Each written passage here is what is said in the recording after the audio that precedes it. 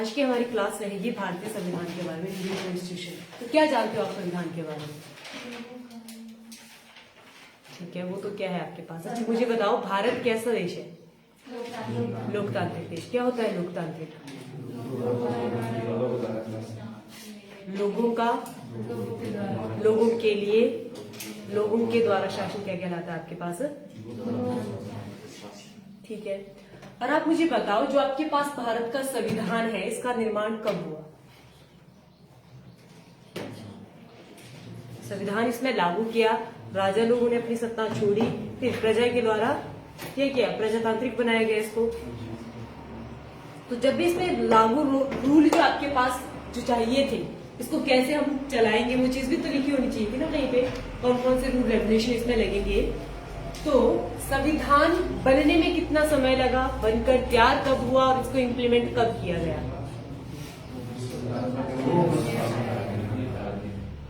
बनने में कितना टाइम लगा इसको? 2 वर्ष। बनकर तैयार कब हुआ? 1949 में हो गया था, नवंबर 1949। ठीक है, और इम्प्लीमेंट कब किया गया इसको? 26 जनवरी 1950 में इसको क्या किया गया था? लागू कर दिया गया था। पर आपको पता होगा, जो भारतीय संविधान है वो अपना बनाया हुआ संविधान है। इससे बहुत सारी चीजें हैं जो हमने क्या की है, बोरो की है और देशों से ली है। ठीक है, तो कौन कौन सी चीजें कहां से ली है, ये चीजें भी पूछी जाती है। तो सबसे पहले हम लिखेंगे सोर्सेज, भारतीय संविधान के स्रोत क्या क्या थे, कहां से इनको लिया गया है। टॉपिक है आपके पास संविधान। तो भारतीय संविधान के कितने पिलर्स है, कितने स्तंभ है, ये भी क्वेश्चन पूछा जाता है। तो कितने स्तंभ है? पिलर्स, भारतीय संविधान के कितने स्तंभ है, पिलर्स है? 5। कौन कौन से? ठीक है, 4 है, तो वो भी बताओ कौन कौन से। तो सबसे पहले आपके पास लिखो, भारतीय संविधान के कितने पिलर्स हैं, कितने स्तंभ हैं? 4 स्तंभ हैं। भारतीय संविधान के 4 स्तंभ हैं। पहला है आपके पास विधायिका,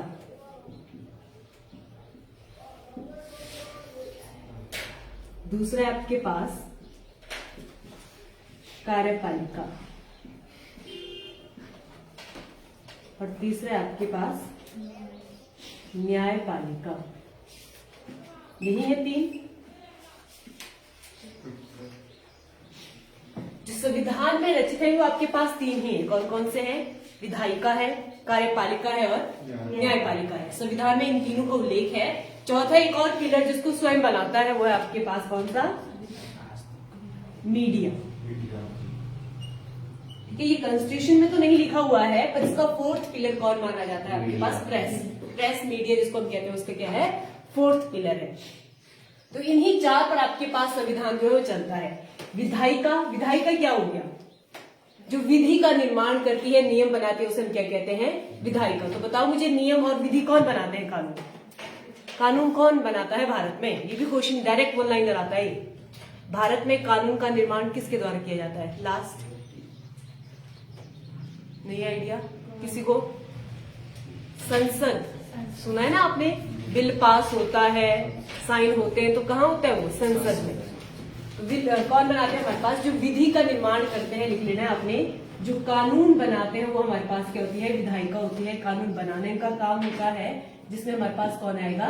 संसद। संसद का कार्य रहता है, वो देखते हैं कि लोगों की क्या जरूरतें हैं, हमारी क्या नीड है, कौन सा नियम होना चाहिए, कौन सा नहीं। तो किसका काम होता है? संसद का काम। ये क्या करते हैं? ये कानून को बनाते हैं। अब कानून बन गया, ठीक है, अच्छी बात है, उसको इम्प्लीमेंट भी करवाना होता है, उसको कार्य भी करवाते हैं उसको। तो उसका काम कौन करती है? कार्यपालिका। जो कानून बनाए जाते हैं उनको इम्प्लीमेंट कौन करवाती है? कार्यपालिका। और कार्यपालिका में कौन आएंगे बताओ? इसने कानून बनाया, ये आपके पास क्या करेगी? कानून को लागू करवाएगी। इसमें आपके पास बड़े बड़े ऑफिसर कौन कौन से? IAS, IPS, HAS, ये किसमें आएंगे आपके पास?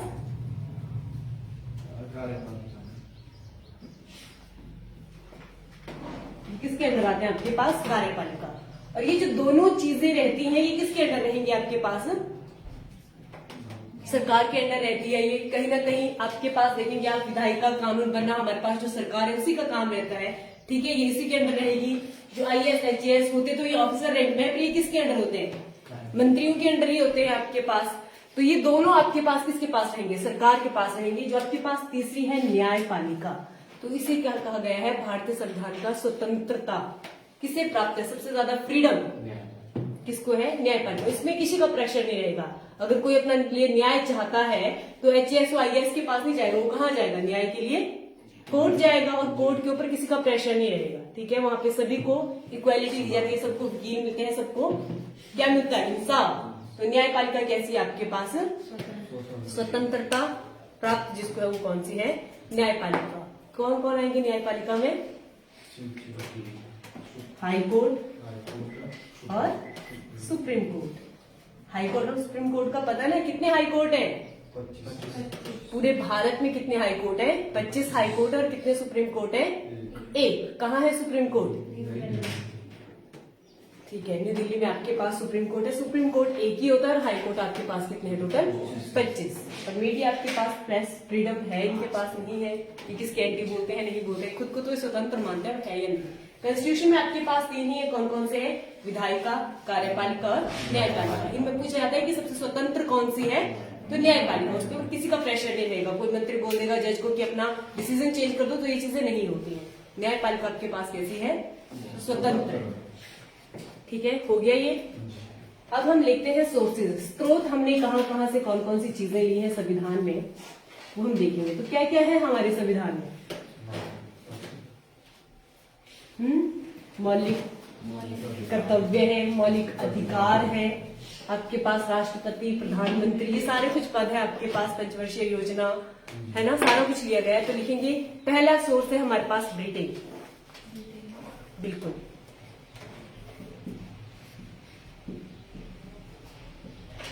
ब्रिटेन। अब हम किसके अंडर रहे इतने वर्ष? 200 वर्षों तक हमारे ऊपर किसका शासनकाल रहा है? साम्राज्यवाद हम ब्रिटिश का शासनकाल रहा है। तो सबसे ज्यादा मतलब अगर हमने उनसे इंस्पायर हुए, किन किन चीजों को लेकर इंस्पायर हुए, कौन कौन सी चीजें हमने ब्रिटेन से ली है। तो सबसे पहले आते हैं हम संसद व्यवस्था में। संसद है ना हमारे पास, तो कैसे संसद प्रणाली है भारत की? लोकतंत्र तो लोगों ने तंत्र कर लिया, चुन लिए, पर संसद कैसा बैठता है? क्या समझते हो आप संसद से?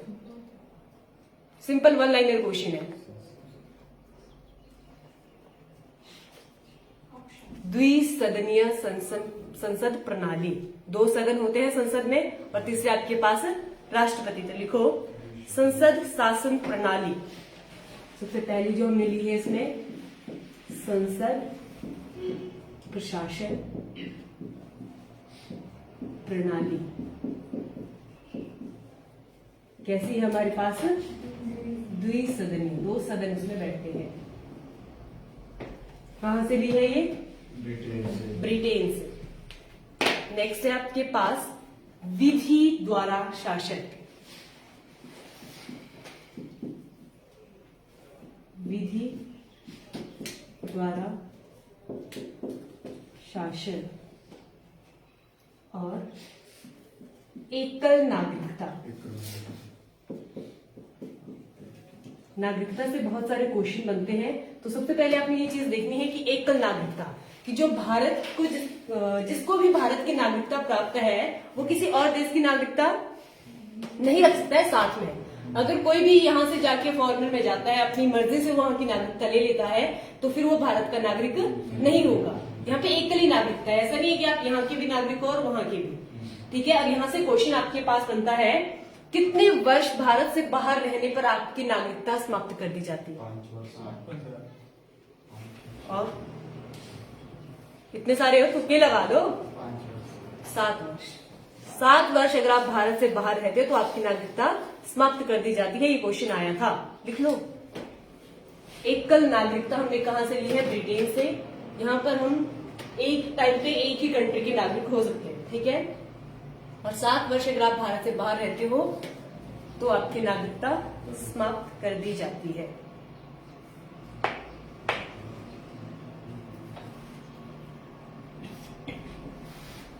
उसके बाद है हमारे पास मंत्रिमंडल।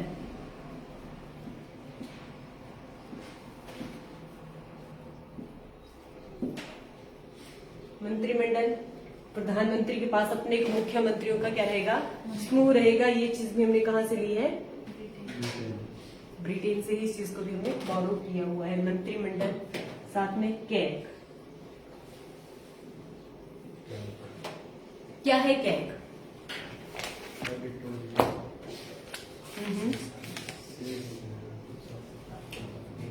बोलो, करवाया हुआ आपको। कंट्रोलर एडिटोरियल जनरल, ठीक है। आपके पास जब भी सरकारें चेंज होती हैं तो जितना भी सरकार लेखा खर्चा करती है उसका लेखा जोखा कौन रखता है आपके पास, कैग।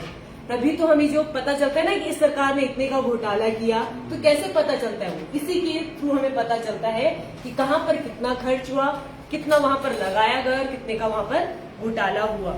कंट्रोलर एंड ऑडिटोरियल जनरल क्या करता है, ये वित्तीय खर्चों का लेखा जोखा, लिख लो, मेंशन करना है साथ में, वित्तीय खर्चों का लेखा जोखा। ये कहां से लिया है हमने, ब्रिटेन से। तो ये सोर्सेस थे हमारे पास, कहां से, ब्रिटेन से।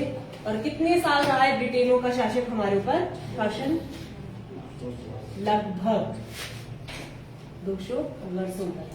नेक्स्ट कंट्री है हमारे पास जिसने हमने बोरो किया है, वो है आपके पास USA, united states of America. यहां से हमने लिया है न्यायिक व्यवस्था, न्याय कैसे किया जाएगा आपके पास, न्यायिक व्यवस्था।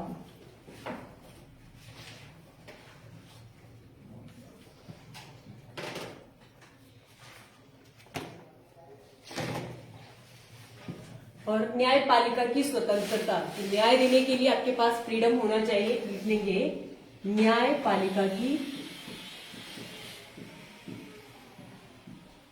स्वतंत्रता, फ्रीडम। ये भी कहां से लिया है, और जब आप कॉन्स्टिट्यूशन की बात करते हो तो यहीं से क्वेश्चन बनता है कि भारतीय संविधान का हृदय और आत्मा किसे कहा गया है,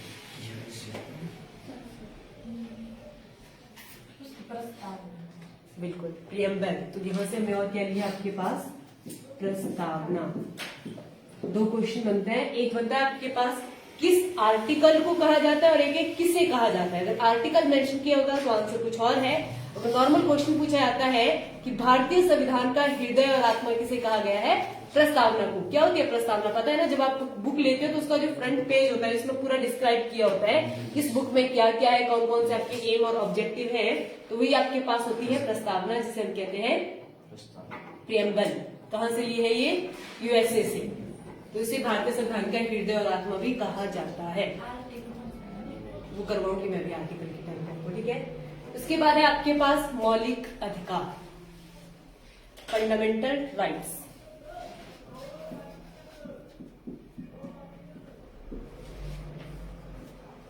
कहां से लिए है मौलिक अधिकार, कितने मौलिक अधिकार हैं, कितने मौलिक अधिकार है, कितने हैं मौलिक अधिकार, 6। कौन कौन से, समानता का, स्वतंत्रता का 2 ही है, और फंडामेंटल राइट है तो सबको पता होनी चाहिए। दीपक कौन कौन से हैं, शिक्षा और शोषण के विरुद्ध, धार्मिक स्वतंत्रता का, संवैधानिक उपचारों का अधिकार। ये आपके पास 6 आपके पास मौलिक अधिकार है जो कहां से लिए गए हैं, हमने मौलिक अधिकार कहां से लिए गए हैं, यूएसए से लिए गए। एक और अधिकार था आपके पास, वो था संपत्ति का अधिकार, जिसको हटा दिया गया, उसको क्या बना दिया फिर, हाँ जी। 6 मौलिक अधिकार है आपके पास। जब हम आपके पास आर्टिकल करेंगे तो उसमें डिटेल में करवाऊंगी। तो मौलिक अधिकार भी कहां से लिए हैं, प्रस्तावना भी कहां से ली है। नेक्स्ट लिखेंगे आप उपराष्ट्रपति का पद, आपके पास उपराष्ट्रपति होने चाहिए। ये पद भी कहां से लिया गया है? यूएसए से। और राष्ट्रपति को उसके पद से हटाया जाता है तो क्या लगता है? महाभियोग। वो भी कहां से लिया है? महाभियोग। पद से हटाने के लिए एक अविश्वास पत्र जारी किया जाता है, उसे हम कहते हैं महाभियोग। वो भी कहां से लिया हमने? यूएसए से ही उसको लिया है। लिख लिया? तो आपके पास इंपॉर्टेंट है, इनमें से आपके पास प्रस्तावना, प्रिएम्बल और महाभियोग ये इंपॉर्टेंट है, जो पूछे गए हैं तो याद होने चाहिए। ठीक है। नेक्स्ट सोर्स है आपके पास कनाडा। कनाडा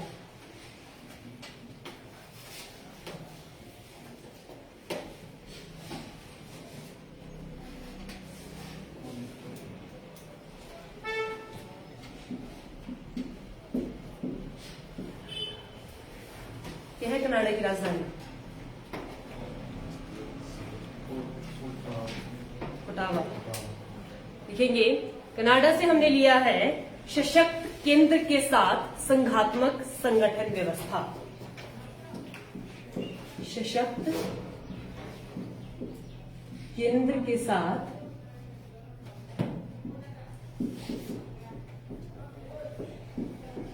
संघात्मक व्यवस्था। क्या समझते हो आप? इसका क्या मतलब है? सशक्त केंद्र मतलब आपके पास सेंटर में तो पावर होनी ही चाहिए, पर संघात्मक व्यवस्था की छोटे छोटे स्टेट के पास भी पावर होनी चाहिए। अब आप देख रहे हो ना कि पूरा भारत है, कितनी स्टेट है भारत में? 28 आपके पास स्टेट है, तो इसकी पावर कहां भी है? स्टेट के पास भी अपनी पावर है और सेंटर के पास भी पावर है। तो सेंटर के साथ, सेंटर में भी गवर्नमेंट बैठेगी और स्टेट में भी गवर्नमेंट बैठेगी। तो सशक्त केंद्र के साथ संघात्मक व्यवस्था। दिल्ली में भी आपके पास गवर्नमेंट है और हिमाचल प्रदेश में भी आपके पास क्या है? व्यवस्था है। मतलब अब ये थोड़ी ना हो सकता कि हम दिल्ली में बैठ के या फिर केंद्र के पास सारी पावर दे देंगे तो हर एक एरिया का अच्छे से डेवलपमेंट नहीं कर पाएगी। उसे क्या पता है कि हिमाचल वालों की क्या जरूरत है और साउथ वालों की क्या जरूरत है। नॉर्थ और साउथ दोनों ऑपोजिट चीजों को जाती है, तो इसीलिए आपके पास संघात्मक व्यवस्था भी रखी गई है। तो ये चीज कहां से ली हमने? कनाडा से।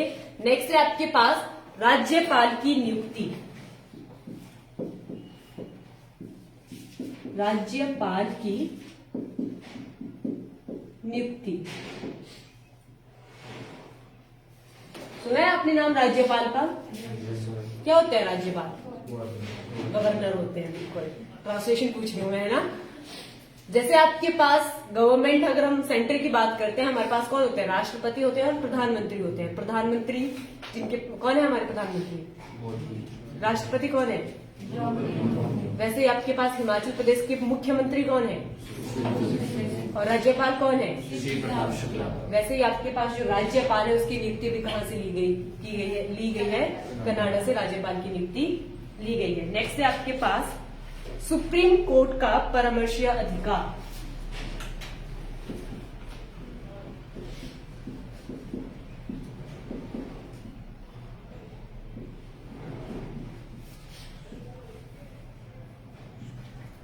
सुप्रीम कोर्ट वैसे तो आपके पास ये हर एक स्टेट में अवेलेबल है, पर इतने सभी को नहीं है। कुछ कुछ जगह पर ऐसे है कि 2-4 स्टेट मिक्स होके एक ही सुप्रीम कोर्ट है आपके पास। एक ही कौन है? दिल्ली में आपके पास। और हाई कोर्ट कितने हैं? 25। हर एक स्टेट के पास अपना अपना एक क्या होता है? हाई कोर्ट होता है। मैक्सिमम कुछ स्टेट्स हैं जो आपके पास मिलकर एक ही हाई कोर्ट को जाती है। नेक्स्ट लिखेंगे आप जर्मनी। ये क्लियर हो गया? नेक्स्ट कौन सी कंट्री आपके पास? जर्मनी से हमने क्या लिया है? जब हम कॉन्स्टिट्यूशन की बात करते हैं तो हमारे कॉन्स्टिट्यूशन में एक चीज है आपातकाल। सुना है आपने नाम इमरजेंसी का? क्या है इमरजेंसी? कौन कौन सी है? 352, 356 और 360। मतलब राष्ट्रीय आपातकाल, राष्ट्रपति शासन और विधि आपातकाल, 3 आपके पास इमरजेंसी होती है। ठीक है। जब आपके पास मान लो हमारी कंट्री में 352 लगता है तो यहाँ पर क्या होता है? जो आपके पास मौलिक राइट है, आपके पास मौलिक अधिकारों को समाप्त कर दिया जाता है। तो लिखो आपातकाल के दौरान मौलिक अधिकारों को समाप्त करना। आपातकाल के दौरान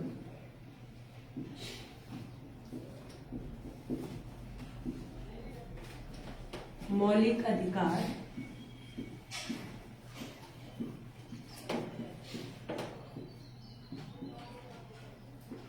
समाप्त करना।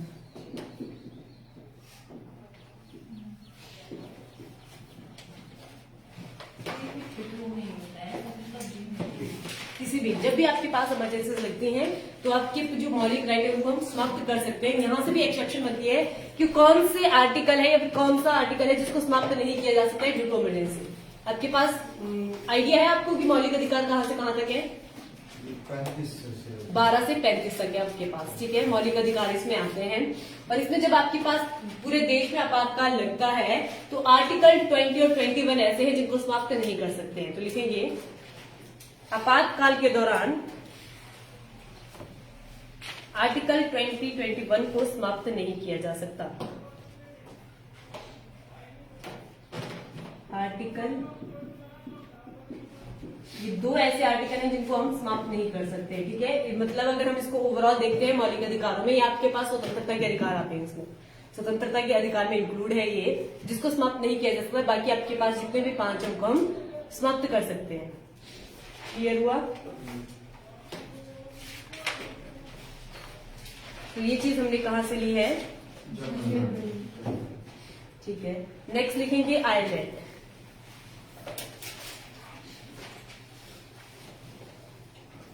आयरलैंड से आपके पास क्वेश्चन आते हैं।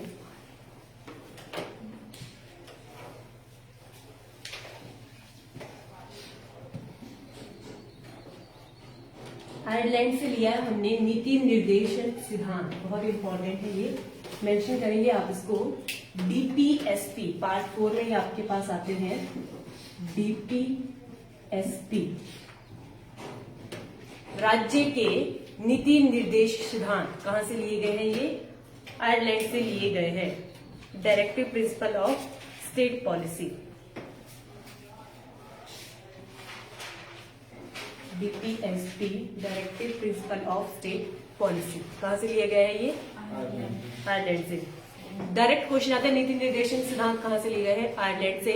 और यहां से क्या लिया गया है? लिखेंगे राष्ट्रपति के निर्वाचन की प्रक्रिया या तरीके। राष्ट्रपति को कैसे इलेक्ट किया जाएगा, कैसे चुना जाएगा, राष्ट्रपति निर्वाचन के तरीके।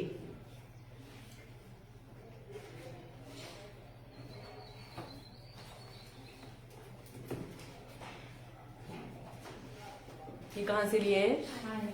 आयरलैंड से इसको लिया गया है। नेक्स्ट लिखेंगे Australia.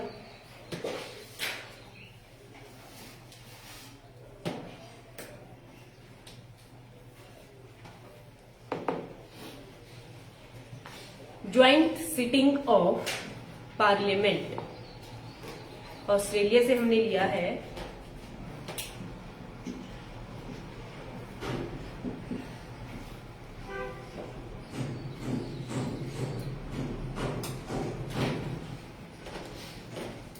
Joint sitting of parliament. Joint sitting parliament में आपके पास लोकसभा और राज्यसभा की, लिखेंगे दोनों सदनों की संयुक्त बैठक। ये भी क्वेश्चन आपके पास बनता है। संयुक्त बैठक कब होती है? जब आपके पास लोकसभा प्लस राज्यसभा बैठती है, उसे हम कहते हैं ज्वाइंट सेटिंग या फिर संयुक्त बैठक। संयुक्त बैठक किसे कहते हैं? जिसमें लोकसभा और राज्यसभा दोनों बैठती हैं। अच्छा, यहीं से क्वेश्चन आपके पास आता है, राज्यसभा के प्रधान सभापति कौन होते हैं? उपराष्ट्रपति। और कौन है हमारे उपराष्ट्रपति? जगदीप धनखड़। और लोकसभा की कौन है अध्यक्ष? ओम बिरला। ठीक है। तो संयुक्त बैठक कब बनती है? जब आपके पास लोकसभा और राज्यसभा बैठती है। संयुक्त बैठक कहां से लिया गया? इसको ऑस्ट्रेलिया से लिया गया है। नेक्स्ट है आपके पास समवर्ती सूची।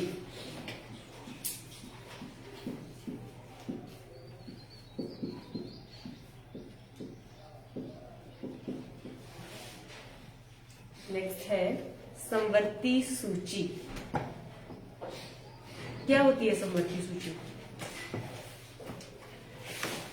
है आइडिया?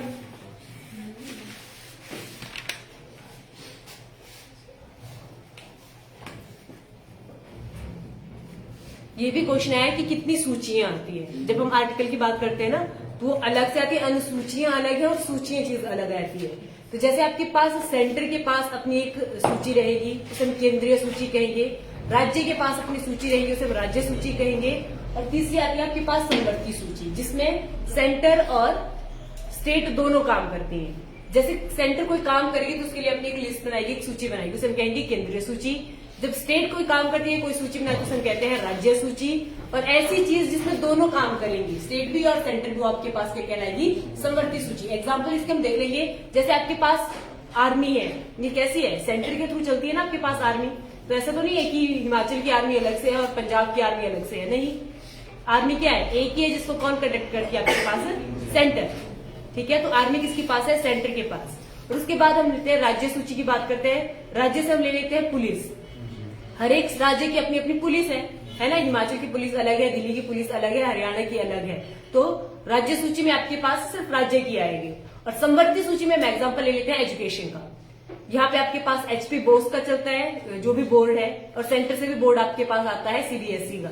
तो ये शिक्षा कैसी होगी? आपके पास समवर्ती सूची में आ जाती है। तो आपके पास 3 सूचियां रहती है, कौन कौन सी? राज्य सूची, केंद्रीय सूची और समवर्ती सूची। समवर्ती सूची जिसमें राज्य और केंद्र दोनों काम करते हैं, आपके पास समवर्ती सूची कहलाती है। ठीक है, और ये समवर्ती सूची भी कहाँ से ली है? ऑस्ट्रेलिया से ली है हमने समवर्ती सूची। नेक्स्ट लिखेंगे आप विकास और वाणिज्य। विकास कैसे किया जाएगा? डेवलपमेंट आपके पास। और वाणिज्य की प्रक्रिया भी कहां से ली है? विकास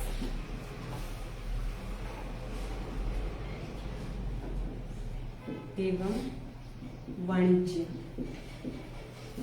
ये भी हमारे पास ऑस्ट्रेलिया से ही लिया गया है। और सबसे इंपॉर्टेंट जो हम देखते हैं, जैसे क्वेश्चन भी बहुत बार आए हैं आपके पास, USSR, सोवियत संघ जिसको हम कहते हैं, जिसका आज की डेट में नाम क्या है? रशिया, रूस। नेक्स्ट जिससे ये लिख लिया ना ऑस्ट्रेलिया वाला, नेक्स्ट लिखेंगे USSR या फिर रशिया मेंशन कर देंगे। सोवियत संघ उसका नाम था जब हमारा कंस्टिट्यूशन बन रहा था, बाद में ब्रेक हो जाता है और वो आपके पास कौन सी कंट्री बन जाती है? रूस।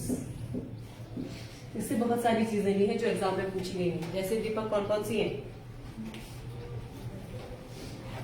मौलिक कर्तव्य जो हमने यहां से लिए वो आपके पास फंडामेंटल ड्यूटीज, कर्तव्य।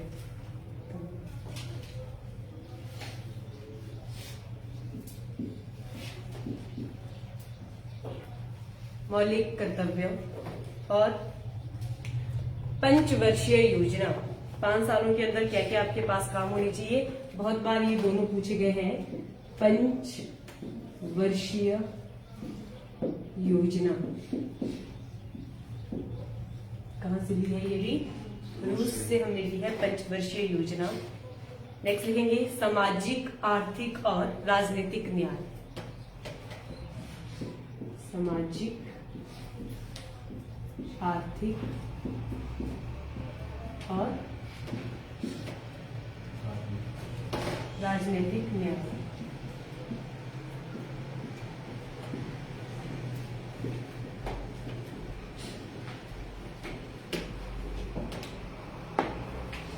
ये लिए गया आपके पास रूस से। मौलिक कर्तव्य, पंचवर्षीय योजना बहुत बार पूछी गई है। नेक्स्ट कंट्री है हमारे पास साउथ अफ्रीका, दक्षिणी अफ्रीका, साउथ अफ्रीका। सबसे कठोर शासन माना जाता है कहाँ का?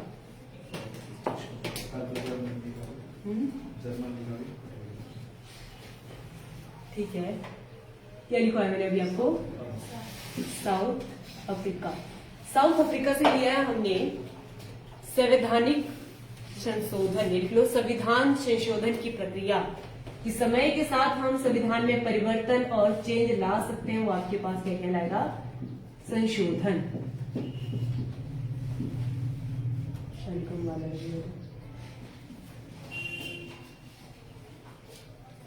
जैसे हमने कोई रूल बना दिया, हो सकता है उसका अगर आज यूज नहीं हो रहा है तो उसमें हम चेंज कर सकते हैं या उसको खत्म कर सकते हैं, बंद कर सकते हैं। उसे उस प्रक्रिया को कहते हैं संशोधन करना, संशोधित करना। तो संविधान संशोधन हमने कहां से लिया है? साउथ अफ्रीका से। और यहां से लिख लो राज्यसभा के सदस्यों का निर्वाचन। राज्यसभा के सदस्यों का निर्वाचन, ये भी हमने कहां से लिया है? साउथ अफ्रीका से। तो ये हमारे पास जो हमारे संविधान को बनाने में आपके पास मुख्य स्रोत रहे हैं वो इम्पोर्टेंट यही है, जिससे हमने क्या क्या बोरो किया है। पंचवर्षीय योजना, राष्ट्रपति पद, न्यायिक व्यवस्था और क्या क्या किया है? एकल नागरिकता। ये सारी चीजें जो हमने स्रोत हमारे पास रहे हैं संविधान को बनाने के लिए, यही रहे हैं। तो कितना टाइम लगा है हमारे संविधान को बनने के लिए? 18 दिन। इम्प्लीमेंट कब किया गया? अंगीकृत, इसको लागू कर दिया गया था। जब हमारा संविधान बनकर तैयार हुआ था तो इसमें कितने भाग, कितने आर्टिकल और कितनी अनुसूचियां थी?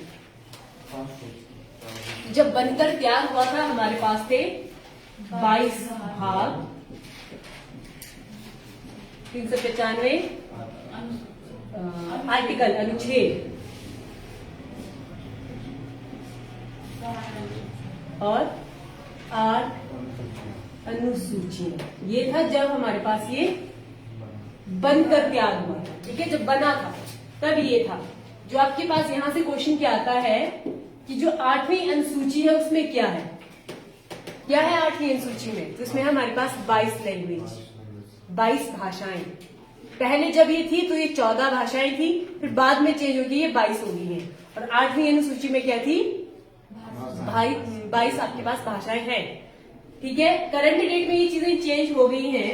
अगर आप देखोगे जैसे भाग 22 ही है, अगर इसको काउंट करते हैं हम तो ये आज की डेट में भी 22 ही है। फिर इनमें अमेंडमेंट हुई है तो हमने कर लिया, जैसे भाग 1 से 4 के बीच में अगर कोई सुधार आया होगा तो हमने लिख लिया है भाग 4 का A part, B part, C part, ऐसे इनको काउंट कर लिया हमने। ठीक है, भाग को चेंज नहीं किया है, उसमें ए बी सी ऐसे ऐसे कर दिया है। और जब इसको हम काउंट करते हैं, गिनेंगे, तो हमारे पास आज की डेट में है 25 भाग। ये चेंज हो गए थे, 470 के आसपास आपके पास क्या थे? आर्टिकल थे। और अनुसूचियां चेंज हुई है, ये है आपके पास 12, ये आपके पास चेंज हुई है, मतलब बढ़ गई है, सॉरी 8 तो है नहीं पर इसमें 4 और बढ़ गई है, तो इनकी काउंटिंग चेंज हुई है। इनको अगर आप एग्जैक्ट भी लिखोगे, आपको जरूरी नहीं कि ये ऐसे मिलेंगी, ये ऐसे भी मिल सकते हैं। 22 भाग, 395 अनुच्छेद और 12 अनुसूचियां, क्योंकि इनमें चेंज ऐसे ही आया है। अगर हमारे पास आर्टिकल कोई 21 है तो इसमें 21 ए पार्ट है, फिर बी पार्ट है, फिर सी पार्ट है। इसको काउंट करेंगे तो ऐसे काउंट करते करते ही 470 तक पहुंच गए हैं। फिर इनका मूल रूप अभी 395 ही है। वैसे ही आपके पास भाग का भी है, भाग के में चेंज आए हैं, चेंज करके उसके 25 भाग हो गए। और इसका मेन अगर आप देखोगे तो वो 22 भी रहते हैं।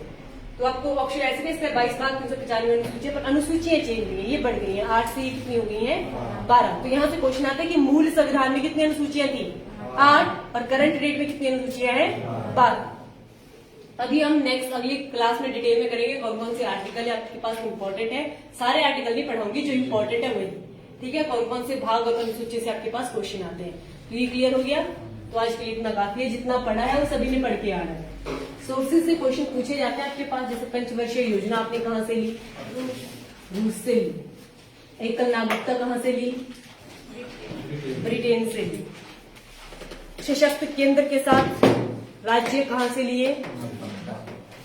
कहाँ से? कनाडा से। तो ये चीजें आपसे पूछी जा सकती है।